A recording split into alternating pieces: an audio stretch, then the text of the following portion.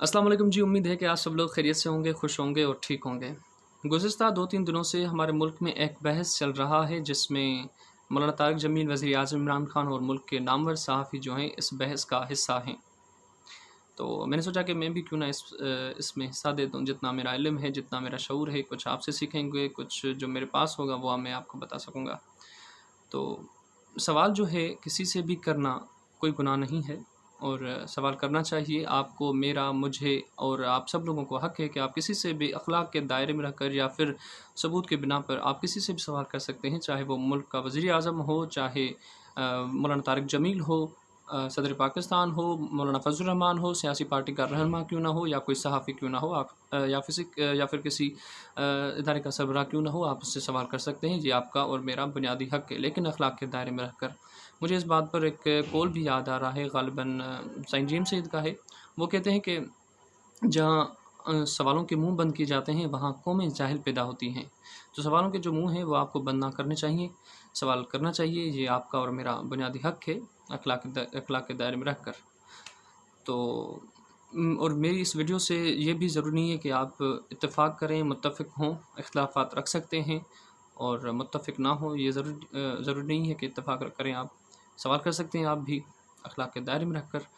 तो बात ये है कि जब हम शोबे सहाफ़त मीडिया स्टडीज़ में पढ़ते थे तो हमें एडवर्टाइज़िंग का एक सब्जेक्ट पढ़ाया जाता था, जहाँ पर जिसमें ये कहा जाता था कि जब आप कोई प्रोडक्ट या सर्विस सेल करना चाहते हों तो आप एक सेलिब्रिटी को सामने ले आते हैं। आपने अक्सर तौर पर देखा होगा, जब भी कोई इश्तिहार चल रहा होता है टीवी पर तो कोई ना कोई सेलिब्रिटी सामने होता है जो आपको अपील कर रहा होता है उस प्रोडक्ट के बारे में, उस सर्विस के बारे में। वो बता रहा होता है कि ये प्रोडक्ट जो मैं यूज़ कर रहा हूँ आप भी यूज़ करें, बहुत अच्छी है, और ये जो सामने वाली प्रोडक्ट है वो ख़राब होती है, वो ख़राब है, आप ये प्रोडक्ट इस्तेमाल करें, सर्विस इस्तेमाल करें, मैं भी इस्तेमाल कर रहा हूँ। बहुत सी ऐसी इश्तिहारात आपने देखे होंगे ज़रूर। तो बिल्कुल इसी तरह मौलाना तारिक जमील में का भी ये वीडियो टेलीथॉन जो था, जिसमें वज़ीर-ए-आज़म भी शरीक थे, सहाफ़ी भी शरीक थे, मौलाना तारिक जमील भी शरीक थे।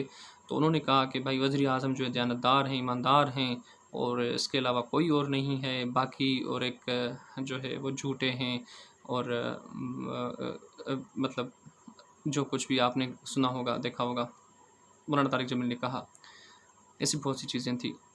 तो सवाल उस पर सहाफ़ियों ने करना शुरू कर दिए कि भाई आपने एक मीडिया को टारगेट किया और कहा कि एक मीडिया मालिक ने जो है आपको कहा कि झूठ ख़त्म कर देगा तो उसका कारोबार बंद हो जाएगा। तो सहाफ़ियों ने ये पूछा कि आप उसको एक्सपोज़ करें, उस मालिक को एक्सपोज़ करें ताकि आवाम के सामने एक चीज़ आ सके। तो उन्होंने वो भी नहीं किया। उन्होंने तो एक अखलाक के दायरे में, मैं समझता हूँ, रहकर सवाल किया है और इसमें कोई गुनाह नहीं है।